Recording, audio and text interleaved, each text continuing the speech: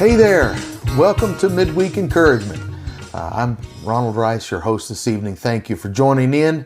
I'm the pastor of the Pentecostals of Salt Lake City, 1755 West North Temple, Salt Lake City. Love to see you some Thursday night at 7 or Sunday morning at 11. Come join us sometime. Love to look at you face to face and get to know you a little better. Thank you for coming in tonight. Make sure you're putting those nice positive emojis down there and commenting. All the things that make this show up a little more in the different algorithms, whether it be Facebook or YouTube, whichever you're watching this on. If you would, like our Facebook page, or if you're on YouTube, even if you're not on YouTube, go to YouTube and hit the subscribe button and just be a part of what's going on a little more with the Pentecostals of Salt Lake. Thank you. We're going to pick up where we left off last week and just kind of jump right in. We're going to go into Mark chapter 8 and the first 10 verses. So if you will, go ahead and get your Bible and go to Mark chapter 8. Later on, we're going to jump over to Matthew. But for now, Mark chapter 8 and verses 1 through 10. I'm going to read all 10 verses here. And I know it's a little long, and I get that, but I'm going to read it first, and then we're going to take the time to go back and kind of unpack all of this that we've just read. So if you have your Bible, go ahead and read along with me, and let's see what's going on here. Mark chapter 8, beginning at verse 1. In those days, the multitude being very great and having nothing to eat, Jesus called his disciples to him and said to them, I have compassion on the multitude, because they have now continued with me 3 days and have nothing to eat. And if I send them away hungry to their own houses, they will faint on the way, for some of them have come from afar. Then his disciples answered him, How can one satisfy these people with bread here in the wilderness? He asked them, How many loaves do you have? And they said, 7. So he commanded the multitude to sit down on the ground, and he took the 7 loaves and gave thanks, broke them and gave them to his disciples to set before them, and they set them before the multitude. They also had a few small fish. And having blessed them, he said to set them also before them. So they ate and were filled, and they took up 7 large baskets of leftover fragments. Now those who had eaten were about 4,000, and he sent them away. Immediately got into the boat with his disciples and came to the region of Dalmanutha. Probably never heard of Dalmanutha before, have you? That's okay. This is quite a bit, and I want to spend a little time working through some of this because it's some pretty important material. So we have a crowd who has followed Jesus, listened to Jesus teach, preach for about 3 days. It seems that during that period of time that they had nothing to eat. Can you imagine what the crowd might have heard in those 3 days? It would seem that Jesus is so compelling that they didn't even eat, didn't even talk about eating or what they could eat. There was no talk about that. They just sat or stood for 3 days and listened to Jesus. We often have a difficult time just making it for a couple of hours one day a week. If I preach more than 40 minutes, things get a little jittery in the crowd. I don't know, maybe it has something to do with the fact that these folks were spiritually starved, while we are typically well fed and probably not as needy. Just a thought. these folks with Jesus, they realize that it's been 3 days, and the people with him, his disciples, realize that if they just send everybody away at this point, they're going to have a medical crisis on their hands. And they say it this way. They say that people will faint along the way because some apparently had come from quite a distance to be able to and to hear Jesus speak. So keep in mind, with all of this, as we find out a little later on in the reading, there were 4,000, and it was probably 4,000 men, not counting the women and children. So again, we're looking at crowds of more than 15,000 probably. Now, at this point, they realize they've got a crowd, they need to feed them. Does any of this sound familiar? It ought to. We've just read through something like this not too very long before. But there must have been a consensus among the disciples that were there, because the Bible doesn't actually mention a particular name. It just says the disciples. But the disciples ask what to me, it's kind of a troubling question, depending on who's asking the question. And that question was this: how can one satisfy these people with bread here in the wilderness? And in other words, where are we going to get bread to feed all these people? And it hadn't been that long ago that Jesus had fed a multitude really larger than this with 5 loaves and 2 fish. And they're asking again, what are we going to do? That troubles me a bit. Because isn't this like the same thing that happened before, right? Are these, I guess one of my thoughts is, are these disciples just that dense? Did they not catch on to what can happen here? But then I think, have you ever witnessed or experienced the healing power of God, and then have something similar come to your attention or occur to you, and then in the second round wonder if God will do the same thing again? I mean, he did it once, but will he do it again? Truthfully, we need to get rid of that kind of thinking. There is nothing impossible with God. Nothing impossible with God. And maybe that's the case here. Maybe they've had the one experience, and now it's like, is he going to do this again? How can he do that?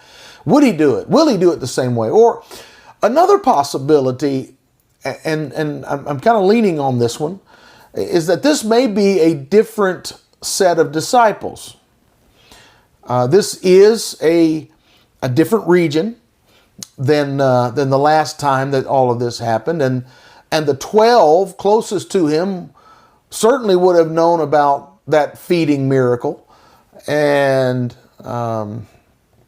notice also that when we get to the leftover portion here in a bit, that they gather 7 baskets and not 12 baskets of leftover. That I think is significant. I wonder if Jesus is perhaps training the next set of disciples, or another crew of disciples, if you will. So he had sent the 12 out, not a little while back, and had sent them out in twos, and they had brought back the great multitude that they fed with the loaves and fish, right? Now, a little while from this point in our reading, he's going to be sending out 70 to do a similar sort of mission. And I wonder if this is not some training for the 70 that are about to be going out. They got 7 baskets and there's 70 disciples. I don't know, maybe that's a possibility, I suppose. Previously, there were 12 baskets for the 12 disciples. When the 12 disciples picked up the baskets of fragments and leftovers, those baskets, and the word that was used indicates the kind of a smaller hand-carrying basket that was very common in Israel. The word used in this occasion is a different size basket. This is a large basket that they're using this time. And this is the size of basket that, if you'll recall in the book of Acts, when Saul of Tarsus got himself, after his conversion, needed to get out of Damascus, and they led him over the wall in a basket for his escape. That had to be a pretty good sized basket, right?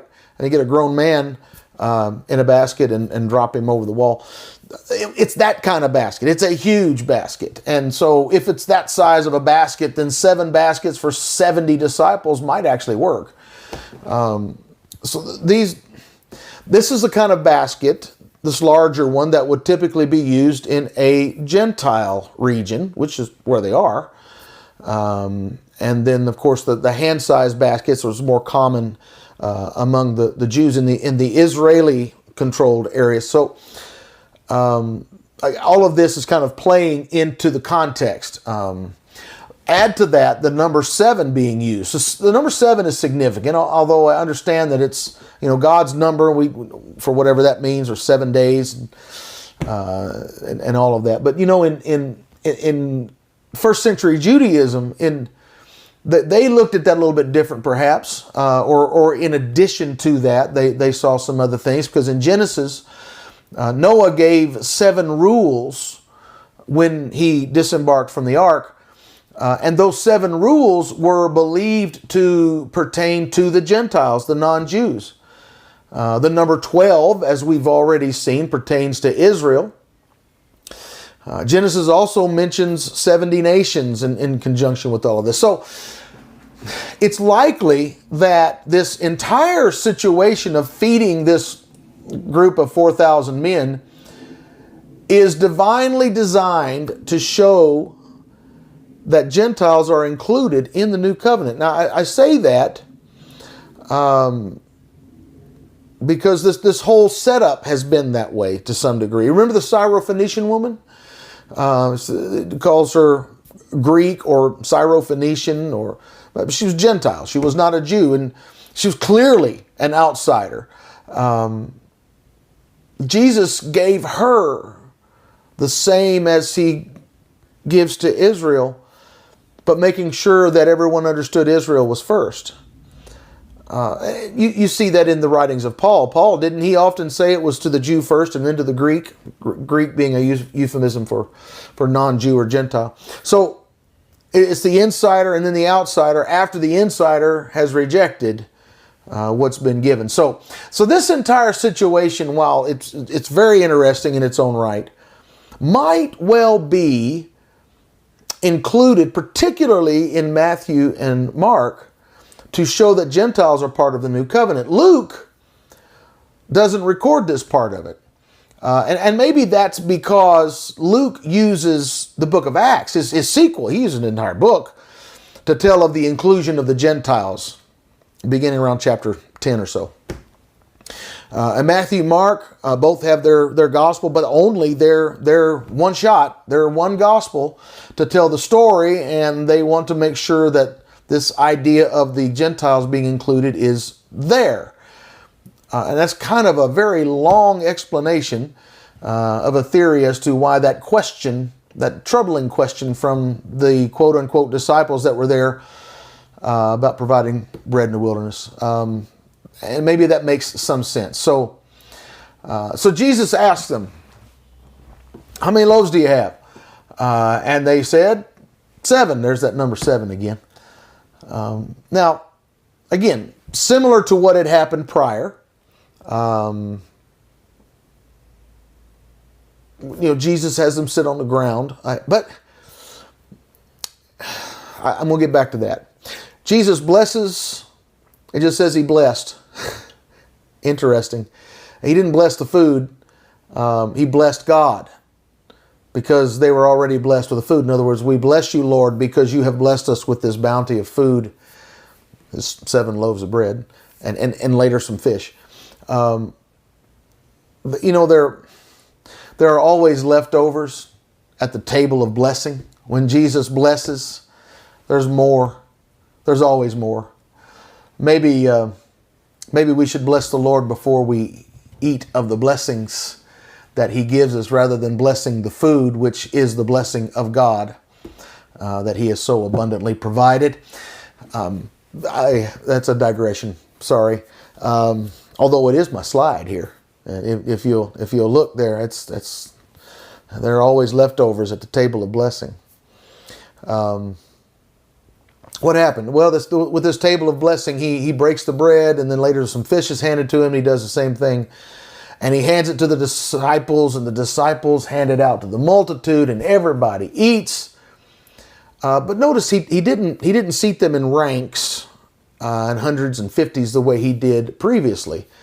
Well, again, those are things that would apply directly to Israel. They would have understood in Israel the reference to Moses in Exodus by sitting them in 50s and hundreds. This was a whole different situation. At least it wasn't mentioned that he set them in groups and ranks that way.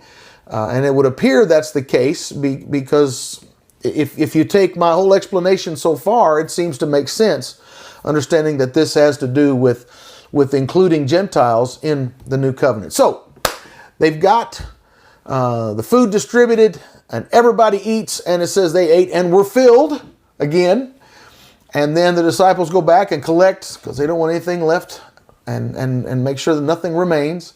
And they've got the big baskets. They've got 7 of these big baskets, and they fill these 7 baskets with the leftover fragments when everything is finished. And Jesus sends a multitude away. They all get into, Jesus and disciples get in the boat, and they head west on the Sea of Galilee for Dalmanutha. Dalmanutha is, if I'm not mistaken, is also known as Magdala, and that might sound familiar. It would have been the region that Mary, we call her Mary Magdalene, or Mary from Magdala, that would have been the region she was from. Just a reminder now, in kind of working through the geography here, Jesus had left Tyre and Sidon when he was had gone there for a rest and met the Syrophoenician woman. He leaves Tyre and Sidon. He goes north of Galilee, in the Galilee region where he normally would have been ministering, and he crosses northward without going into that region, and then gets to the other side of the Sea of Galilee, goes southward, and goes into the what was that? The Gerasenes,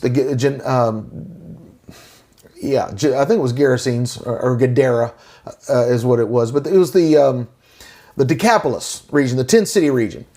So he goes down, he goes south into the Decapolis area, have the miracle where all those people are fed, and now he gets in the boat and he heads westward on the Sea of Galilee, but he's not going back into that Galilee region either. He's going to Dalmanutha or Magdala, which is south of Gennesaret.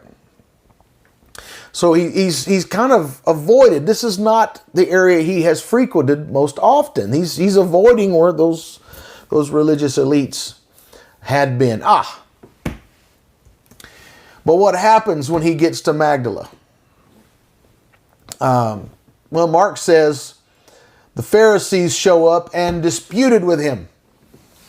But I want to take you to Matthew's version. In Matthew 16, I've got to hurry. Matthew 16, 1 through 4. So if you will, go to Matthew 16 and verses 1, 2, 3, and 4. Then the Pharisees and Sadducees came, and testing him, asked that he would show them a sign from heaven. He answered and said to them, when it is evening, you say it will be fair weather, for the sky is red. And in the morning, it will be foul weather today, for the sky is red and threatening. Hypocrites, you know how to discern the face of the sky, but you cannot discern the signs of the times. A wicked and adulterous generation seeks after a sign, and no sign shall be given to it except the sign of the prophet Jonah. And he left them and departed. In the first part, notice Matthew uses the word tested. They tested Jesus. Now, so the Pharisees and Sadducees, they show up and they test. The word tested is important because that's the same tested word that was used when Matthew told of the devil testing Jesus when he was in the wilderness right after his baptism. So these religious people, in essence, are to Jesus what the devil is to Jesus. If you're going to read it into that, they're not any good. These religious elites, they show up, they demand a sign from Jesus to prove to them that he is who he said he is. What sign did the Syrophoenician woman ask for? Nothing. She already believed. A disciple, you understand, already believes and will approach Jesus with the attitude of, what do you want me to do? The religious elites, on the other hand, in their pride, has the attitude of, God, this is what I want you to do, demanding you to do this. Can I ask you about your prayer time and what your prayers consist of? Is it about what you want God to do? Or is it, God, I'll do what you want me to do? It certainly ought not be a time to demand from God that which we think will make us happy. Are we supposed to be made happy? Is that what the purpose of being in the kingdom is? We've talked about that before. Jesus gives them a great answer. He tells these religious elites about how they know how to predict the weather. They didn't have this. They couldn't get on their iPhone and check out the satellite images. They didn't have the sophisticated technology, the radar or whatever that we have today. So they had to watch the sky. And they learned to watch the sky to see what the weather would likely be in the coming hours. If it was red in the evening, then it was probably going to be good weather. If the sky was red in the morning, and I'm not going to give all the explanations of all of that. It has to do with particles in the sky and the refraction of light and all of that. But just understand, if the sky was red in the morning, then there was probably going to be bad weather ahead coming very soon. So, and they didn't have all the scientific explanations for all of this either. It was a skill that had been handed down from generation to generation. This is just something they had learned. And so Jesus actually commends their ability to discern the weather. You can do this. You're paying attention to the weather. But then he says, hypocrites, with an exclamation point. Why do you call them hypocrites? Well, because they could discern the weather by observing the sky, but they couldn't discern the times they lived in. They took the weather very seriously. In fact, much more seriously than they took Jesus walking among them. They missed Jesus. They could predict the weather, but they couldn't tell that God was at work among them. So take note here. It was the religious people that missed him.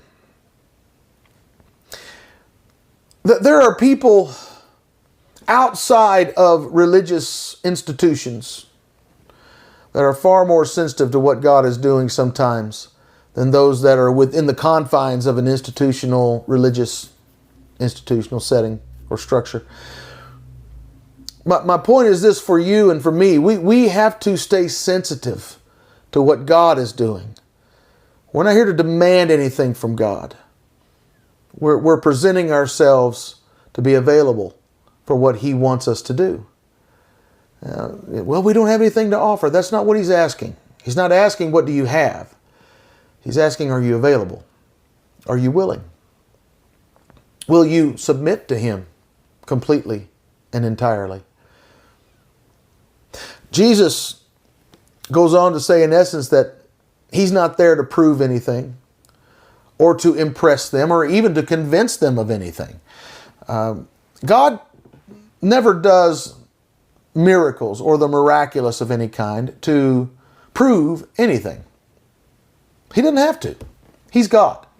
He is who He is and knows who He is. Now, we come to Him by faith. And we do that not because of what He can do for me, but because we want to draw close to Him. I hope we love Him to the extent that we would follow Him all the days of our life and even die for Him if the need were to arise. The Lord does miracles because He cares about people. When miracles happen today, and they do happen today, I've seen any number of them in my short lifetime.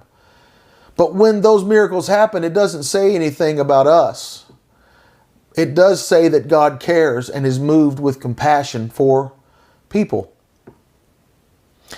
If we think at any moment that we had anything to do with the miraculous, and think perhaps that we're proving something by working some miracle, I think that maybe that's probably pride, if that were to happen. A miracle is not something to convince the hard-hearted to believe in God. Jesus didn't waste His time on hard-hearted people. And neither should we. If someone is hard-hearted, they're hard-hearted. You have to leave them alone until they get to a place where they want to know more about Jesus. If a stranger met me outside of Walmart and said, "Hey, I want to give you some money," and proceeded to hand me a bag of $100 bills totaling up to $1 million, and just said, "Here, it's yours, take it." What does that say about me as the recipient of that gift? Nothing. Absolutely nothing. What does that say about the one who gave the gift, however? It says this person who gave such an audacious gift is such an amazing and generous individual. A miracle says nothing about the disciple through whom it happens. It doesn't say anything about the one who prayed for it to happen. But it does say much about God who performed that supernatural feat.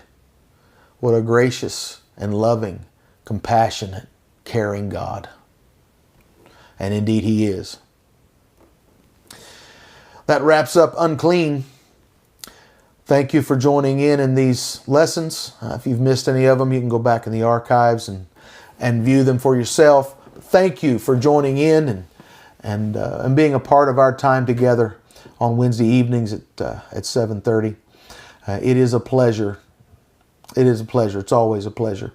Make sure you're commenting, share the video, start a watch party, whatever the platform may be, and let's bump this up in the algorithms even a little more. You've been doing so well. Let's increase the chatter out there down below the video, and let's get it out there even more than what it has been. Thank you for joining in tonight. It's a pleasure to have this time with you. I hope to see you again really soon. The Lord bless and keep you. May His face shine upon you and be gracious to you. Until next Wednesday when we meet again for Midweek Encouragement, love God with your heart, soul, mind, and strength. Love your neighbor as yourself. Fast, pray, give generously. And now you go and make a disciple.